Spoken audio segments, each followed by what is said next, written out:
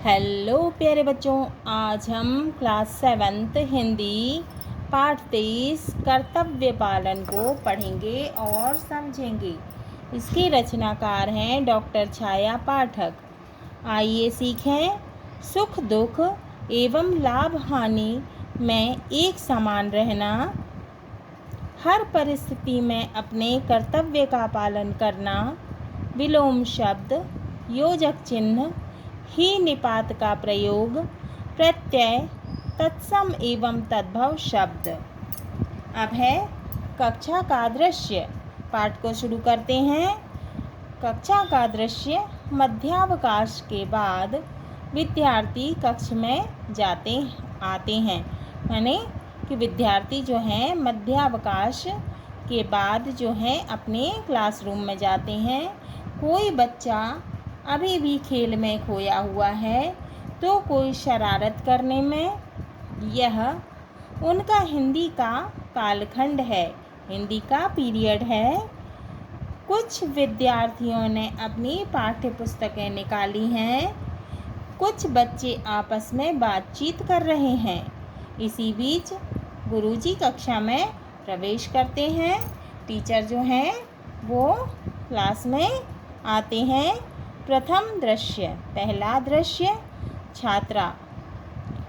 छात्र जो हैं वो एक साथ अभिवादन करते हुए कहते हैं गुरुजी नमस्ते। एक साथ अभिवादन करते हुए गुरुजी नमस्ते। गुरुजी अभिवादन स्वीकार करते हुए कहते हैं शुभाशीष। अच्छा बच्चों बताओ हमने कल क्या पढ़ा था। तो गुरुजी जो हैं, टीचर जो हैं वो कहते हैं कि हमने कल क्या पढ़ा था। वैदेही कहती हैं गुरुजी कल आपने हमें सत्यवादी हरिश्चंद्र और पितृभक्त श्रवण कुमार की कथा सुनाई थी। सत्यवादी कौन? जो हमेशा सच बोलता हो, और पितृभक्त जो अपने माता पिता की सेवा करता हो, कहना मानता हो। तो सत्यवादी कौन थे? हरिश्चंद्र थे, और पितृभक्त श्रवण कुमार थे। गुरुजी कल आपने हमें सत्यवादी हरिश्चंद्र और पितृभक्त श्रवण कुमार की कथा सुनाई थी। गुरुजी अशोक तुम बताओ श्रवण कुमार अपने माता पिता को कहाँ ले जा रहे थे। अब गुरुजी कहते हैं, टीचर कहते हैं किससे?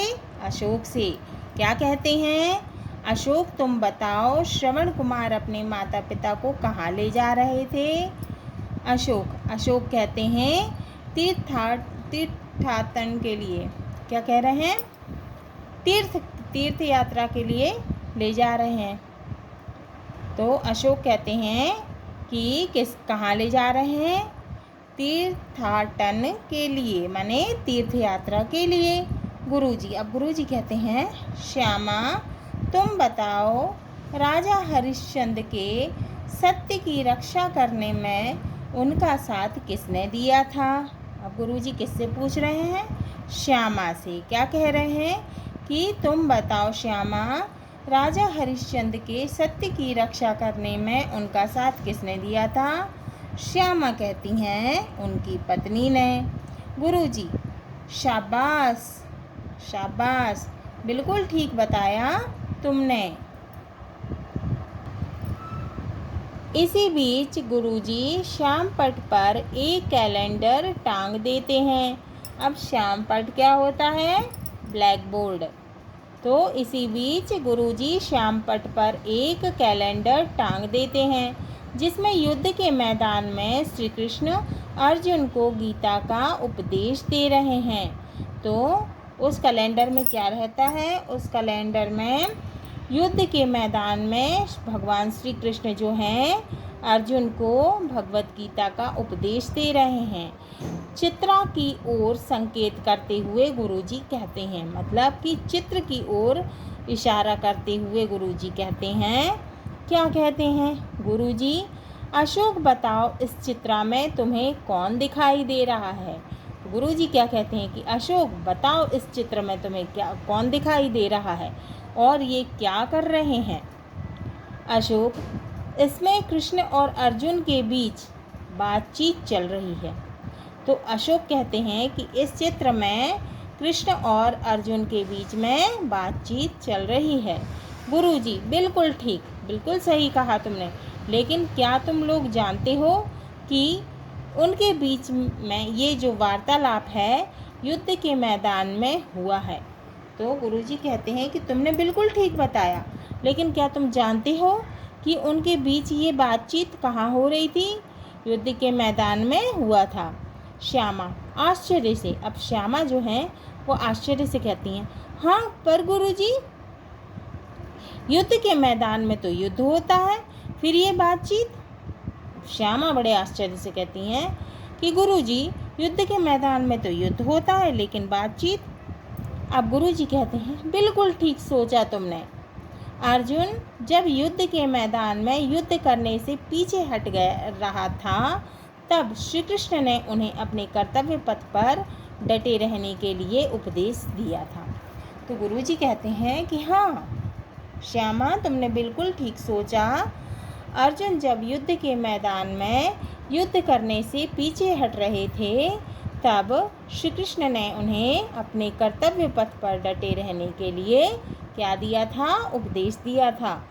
रोहित, अब रोहित कहते हैं, लेकिन अर्जुन युद्ध क्यों नहीं करना चाहते थे? क्या वे डर गए थे या उन्हें लड़ाई करना अच्छा नहीं लगता था? तो रोहित कहते हैं कि अर्जुन युद्ध क्यों नहीं करना चाहते थे? क्या वे डर गए थे या फिर उन्हें लड़ाई करना अच्छा नहीं लगता था? गुरुजी मुस्कुराते हुए, अब गुरुजी जो हैं वो मुस्कुराते हुए कहते हैं, लगता है तुम लोगों के मन में अर्जुन को लेकर अनेक जिज्ञासाएं हो रही हैं। जिज्ञासाएं माने जानने की इच्छा। तो मुस्कुराते हुए कहते हैं कि अर्जुन को लेकर तुम्हारे मन में बहुत जानने की इच्छा है। सभी छात्र सहमति से, सब एक सहमत हो जाते हैं और कहते हैं, हाँ हाँ गुरुजी, हमें कुछ समझ नहीं आ रहा है, आप हमें विस्तार से समझाइए ना। तो वो कहते हैं कि हमें समझ में नहीं आ रहा, आप हमें डिटेल से समझाओ। गुरुजी चलो ठीक है, आज हम श्रीमद् भगवद गीता की एक अंश का तुम लोगों से अभिनय करवाते हैं। तो कहने लगे कि ठीक है, आज हम तुम्हें श्रीमद् भगवद गीता के एक अंश का तुम लोगों से क्या करवा रहे हैं? अभिनय करवा रहे हैं। क्या तुम लोग कृष्ण अर्जुन से संबंधित एक नाटक खेलोगे? तो कहने लगे, गुरुजी क्या तुम लोग कृष्ण और अर्जुन से संबंधित एक नाटक खेलोगे? छात्रा, अब छात्रा जितने छात्रा हैं वो बहुत खुश हो जाती हैं, उत्साहित होकर एक साथ कहती हैं, हाँ हाँ गुरुजी, हम ये नाटक खेलने के लिए तैयार हैं। गुरुजी ठीक है, इसके लिए सबसे पहले हम पात्रों का चयन करते हैं। तुम में से कृष्ण कौन बनेगा? कई छात्रा, बहुत सारी छात्रा कहते हैं, एक साथ कहते हैं कि मैं बनूंगा गुरुजी, मैं बनूंगा गुरुजी। बहुत सारे छात्र और छात्राएं कहते हैं कि मैं बनूंगा, मैं बनूंगा। ठीक है, मैं देखता हूँ तुम में से कौन किसका अभिनय कर सकता है। अब गुरुजी कहते हैं, ठीक है छात्रों, मैं देखता हूँ कि तुम में से कौन किसका अभिनय कर सकता है। पहले सभी बच्चे शांति से बैठ जाएं। छात्रों को गौर से देखते हुए कहते हैं, सात्विक कृष्ण का। क्या कहते हैं कि सात्विक जो है वो कृष्ण का अभिनय करेगा, सिद्धार्थ जो है वो अर्जुन का अभिनय करेगा और अशोक जो है वो सूत्रधार का अभिनय करेगा। शेष छात्रा कौरव और पांडव की सेना के सैनिक बनेंगे। द्वितीय दृश्य, दूसरा दृश्य, कक्षा की मेज कुर्सी एक ओर लगाकर रिक्त स्थान को मंच का आकार दे दिया जाता है। अब क्लासरूम की जो मेज और कुर्सी हैं, टेबल कुर्सी हैं, उनको एक ओर लगा दिया जाता है और जहाँ पर खाली जगह रहती है उसको मंच का आकार दे दिया जाता है। मंच के एक ओर कौरव सेनाएं तथा दूसरी ओर पांडव सेनाएं खड़ी हैं। तभी मंच पर सूत्रधार का प्रवेश होता है। जो मंच का संचालक होता है उसका प्रवेश होता है। सूत्रधार माने मंच का संचालक। सूत्रधार, मैं हूँ सूत्रधार, आज मैं धर्म अधर्म, निश्चय अनिश्चय, सुख दुख, कर्म अकर्म आदि की ओर संकेत करने वाले एक ऐसे प्रसंग से आपका साक्षात्कार कराने जा रहा हूँ, जिसने श्रीमद् भगवद गीता को जन्म दिया। कुरुक्षेत्र के मैदान में कौरव और पांडव की सेनाएं युद्ध के लिए आमने सामने खड़ी हैं। युद्धारंभ के लिए शंखनाद हो चुका है। एक ओर से सूत्रधार का प्रस्थान, दूसरी ओर से कृष्ण अर्जुन का प्रवेश। तो एक ओर से जो है वो सूत्रधार जाते हैं और दूसरी ओर से कृष्ण और अर्जुन आते हैं। अर्जुन, हे केशव, मेरे रथ को दोनों सेनाओं के बीच में खड़ा कर दीजिए। तो अर्जुन कहते हैं, हे कृष्ण, हे केशव, मेरे रथ को दोनों सेनाओं के बीच में खड़ा कर दीजिए, जिससे मैं युद्ध के लिए आतुर इन योद्धाओं को अच्छी तरह से देख सकूं। कृष्ण रथ को लाकर दोनों सेनाओं के मध्य में खड़ा कर देते हैं। तो भगवान कृष्ण जो हैं वो रथ को लाकर दोनों सेनाओं के बीच में खड़ा कर देते हैं। मध्य माने बीच, तो मध्य में बीच में खड़ा कर देते हैं और कहते हैं, हे पार्थ, युद्ध के लिए तत्पर कुरु योद्धाओं को देखो। अर्जुन दोनों सेनाओं की ओर दृष्टि डालते हैं, दोनों सेनाओं को देखते हैं और वहाँ अपने ताऊ, दादा, मामा, भाई, पुत्र, पौत्र, मित्र, गुरु तथा सहृदयों को देखकर अत्यंत करुणा से भर उठते हैं। माने वो अपने जो हैं ताऊ, दादा, मामा, भाई, पुत्र, पौत्र, मित्र, गुरु और अपने सगे संबंधियों को देखकर उनका जो मन है वो करुणा से भर उठते हैं, वो दुखी हो जाते हैं।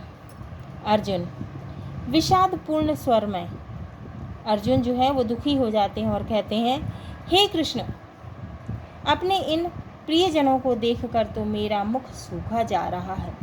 तो वो बहुत दुखी हो जाते हैं और कहते हैं, हे कृष्ण, मेरा मुख जो है अपने प्रियजनों को देखकर सूखा जा रहा है। मेरे शरीर में कंप और रोमांच हो रहा है। कहते हैं कि मेरे शरीर में तो कंपन हो रहा है, हाथ से गांडीव धनुष गिर रहा है। कहते हैं कि मेरे शरीर में तो कंपन हो रहा है और मेरे हाथ से गांडीव धनुष जो है वो गिर रहा है। मेरा मन भी भ्रमित सा हो रहा है और कहते हैं कि मेरा मन जो है वो भ्रम में पड़ रहा है। मुझ में यहाँ खड़े रहने का सामर्थ्य नहीं है। सामर्थ्य माने शक्ति। तो वो कह रहे हैं कि मुझ में यहाँ खड़े रहने की भी शक्ति नहीं है, इसलिए मैं युद्ध नहीं करना चाहता। अब कृष्ण भगवान कहते हैं, कृष्ण, अर्जुन, तुझे यह असमय मोह क्यों उत्पन्न हो रहा है? तो कृष्ण भगवान कहते हैं कि अर्जुन, तुम्हें ये समय नहीं है तुम्हें मोह करने का। तुम्हें मोह क्यों उत्पन्न हो रहा है? तेरा यह आचरण किसी श्रेष्ठ पुरुष का आचरण नहीं है, ना ही तेरी कीर्ति को बढ़ाने वाला है। तो वो कह रहे हैं कि ये आचरण तो किसी श्रेष्ठ पुरुष का नहीं है और ना ही ये तुम्हारे यश को बढ़ाने वाला है। अर्जुन, लेकिन केशव, अपने ही बंधु बांधवों से युद्ध करना तो मैं विजय चाहता हूँ। तो कहते हैं कि अपने सगे संबंधियों से मैं युद्ध करके विजय नहीं चाहता, ना ही राज्य और ना ही सुख। तो कहते हैं कि ना मैं राज्य चाहता हूँ और ना ही सुख चाहता हूँ। कृष्ण हंसते हुए कहते हैं, हे कुंती पुत्र, इस संसार में प्रत्येक व्यक्ति की मृत्यु निश्चित है। तो कृष्ण कहते हैं, हंसते हुए कहते हैं कि हे कुंती पुत्र, इस संसार में हर प्राणी की जो है, हर व्यक्ति की जो है वो मृत्यु निश्चित है तथा मृत्यु के बाद पुनः नया जन्म भी निश्चित है। तो कहने लगे कि मृत्यु के बाद पुनः उसका नया जन्म भी निश्चित है, इसलिए इस विषय में तू व्यर्थ ही शोक कर रहा है, इस विषय में तू बेकार ही दुखी हो रहा है। अर्जुन करुण भाव से, दुखी भाव से कहते हैं, हे माधव, तीनों लोकों का राज्य मिले तो भी मैं इनको खोना नहीं चाहता। फिर पृथ्वी के लिए तो मैं यह पाप कभी नहीं करूँगा। तो कहने लगे कि मुझे तो चाहे तीनों लोकों का राज्य मिल जाए तो भी मैं इनको खोना नहीं चाहता हूँ, और फिर पृथ्वी के लिए तो मैं यह पाप कभी नहीं करूँगा। कृष्ण, तू इस पाप पुण्य के संशय में क्यों भ्रमित हो रहा है? कृष्ण भगवान कहते हैं कि तू इस पाप पुण्य के संशय में क्यों भ्रमित हो रहा है? यदि तू युद्ध में मारा भी गया तो स्वर्ग को प्राप्त होगा, और यदि विजयी हुआ तो पृथ्वी का राज्य भोगेगा। तू युद्ध करने के लिए दृढ़ निश्चयी हो जा। तो भगवान कहते हैं कि यदि तू युद्ध में मारा गया तो तुझे स्वर्ग तो मिलेगा, और यदि तू जीत गया, विजयी हुआ, तो पृथ्वी का राज्य भोगेगा। तू युद्ध करने के लिए दृढ़ निश्चयी हो जा। अर्जुन, मैं रणभूमि में किस प्रकार भीष्म पितामह और द्रोणाचार्य के विरुद्ध लड़ूंगा? ये दोनों ही मेरे पूजनीय हैं। अपने ही गुरुजनों और बंधु बांधवों का वध कर मेरा किसी भी प्रकार कल्याण नहीं होगा। हम कैसे सुखी रहेंगे? कृष्ण कहते हैं, हे पार्थ, यह सब मत सोच। जय पराजय, लाभ हानि और सुख दुख को समान समझकर तू केवल युद्ध कर। अर्जुन चिंतित मुद्रा में। अब अर्जुन जो है वो चिंता में पड़ जाते हैं। लेकिन केशव, युद्ध में अपने ही स्वजनों का वध कर मुझे क्या फल मिलेगा? अब अर्जुन कहते हैं, बहुत चिंता में पड़ जाते हैं और कहते हैं, हे केशव, हे कृष्ण, युद्ध में अपने स्वजनों का वध कर, को मार कर मुझे क्या फल मिलेगा? कृष्ण कहते हैं, हे अर्जुन, तुझे केवल कर्म करने का अधिकार है, उसके फल का नहीं। कर्मण्येवाधिकारस्ते मा फलेषु कदाचन। तो कहते हैं कि हे अर्जुन, तुझे केवल कर्म करने का अधिकार है, उसके फल का नहीं। माँ कर्म फल हेतु भूर्मा ते संगो सत्व कर्मणि। तो क्या कहते हैं? इसलिए मोह माया को त्याग कर तू केवल अपने कर्म को कर, फल की इच्छा त्याग दे। भगवान कहते हैं कि हे अर्जुन, तुझे केवल कर्म करने का अधिकार है, उसके फल का नहीं।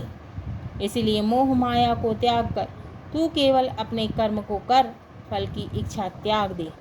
कर्मण्येवाधिकारस्ते मा फलेषु कदाचन मा कर्म फल हेतुर्भूर्मा ते संगोत्सत्व कर्मणि। अर्जुन चिंता मुक्त होकर, अब अर्जुन जो है वो गीता के उपदेश को सुनकर चिंता मुक्त होकर बोलते हैं, हे कृष्ण, आज आपने मेरे मन से अज्ञान रूपी अंधकार का नाश कर ज्ञान रूपी प्रकाश फैलाया है। आपकी कृपा से मेरा मोह नष्ट हो गया। अब मैं बिना किसी संशय के अपने कर्तव्य का पालन करूँगा। संशय का अर्थ होता आशंका। सभी बच्चे एवं गुरुजी प्रसन्नता से उठकर ताली बजाते हैं।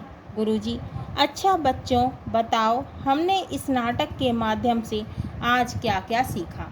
तो गुरुजी कहते हैं कि बच्चों बताओ, इस नाटक के माध्यम से हमने आज क्या क्या सीखा? रोहिणी कहती है, सुख दुख एवं हानि लाभ में एक समान रहना। कितनी अच्छी बात कहती है रोहिणी। कहती है सुख दुख एवं हानि लाभ में एक समान रहना, एक जैसे रहना। अशोक कहते हैं, पाप पुण्य के भ्रम में ना पड़ना। कितनी अच्छी बात कहते हैं, पाप पुण्य के भ्रम में ना पड़ना। गुरुजी, हाँ बच्चों, सुख दुख एवं हानि लाभ को हमें एक समान इसीलिए समझना चाहिए क्योंकि सुख और दुख दोनों ही हमें बंधन में डालते हैं।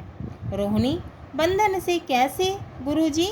बंधन में कैसे गुरुजी? अब रोहिणी कहती हैं कि गुरुजी बंधन में कैसे?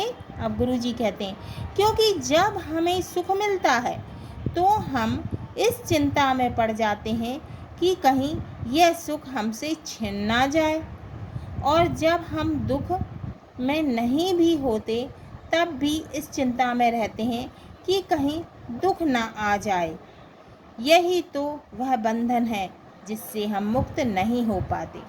अब नकुल कहते हैं, गुरुजी, हमें पाप पुण्य के भ्रम में क्यों नहीं पड़ना चाहिए? अब गुरुजी कहते हैं, एकदम सही प्रश्न किया तुमने। मान लो कि किसी कमरे में बहुत लंबे समय से घना अंधेरा है, किंतु जैसे ही उसमें प्रकाश किया जाता है अंधेरा अपने आप दूर हो जाता है। उसी प्रकार अतीत में किए गए पापों का अंधेरा पुण्य के एक ही कार्य से दूर हो जाता है। सिद्धार्थ जिज्ञासा से, जानने की इच्छा से, गुरुजी मेरे मन में एक दुविधा चल रही है। अब सिद्धार्थ कहते हैं कि गुरुजी मेरे मन में एक दुविधा चल रही है। दुविधा का अर्थ होता है असमंजस। गुरुजी कौन सी? सिद्धार्थ, कृष्ण ने अर्जुन से ऐसा क्यों कहा कि तू केवल अपने कर्तव्य को कर, फल की इच्छा त्याग दे? गुरुजी, जब फल की इच्छा ही नहीं होगी तो हम कर्म क्यों करेंगे? गुरुजी कहते हैं मैं समझाता हूँ। देखो बच्चों, हम लोग जो मेवे फल इत्यादि खाते हैं, क्या उनके वृक्ष हमने लगाए थे? छात्रा, नहीं गुरुजी। अब ये बताओ, यदि इन वृक्षों को लगाने वाला व्यक्ति ये सोचता कि इनके फल मुझे खाने को मिलेंगे तभी मैं इन्हें लगाऊंगा, तब तो कोई भी व्यक्ति ना तो वृक्ष लगाता और ना ही हमें उसके फल खाने को मिलते। इसीलिए प्रत्येक व्यक्ति को केवल अपना कर्म करना चाहिए, है ना? छात्र कहते हैं, एक साथ कहते हैं, ठीक है गुरुजी, आज आपने हमें बहुत ही अच्छी बात बताई। हम ये बातें अपने जीवन में अवश्य ध्यान में रखेंगे। तभी अगले कालखंड की घंटी बजती है। सभी छात्र पुनः अपने अपने स्थान पर चले जाते हैं। हाँ तो प्यारे बच्चों, ये पाठ बहुत ही अच्छा था। तो ये हमारा पाठ 23 कर्तव्य पालन पूर्ण हुआ। अगले वीडियो में हम इसके प्रश्नों के उत्तर को हल करेंगे।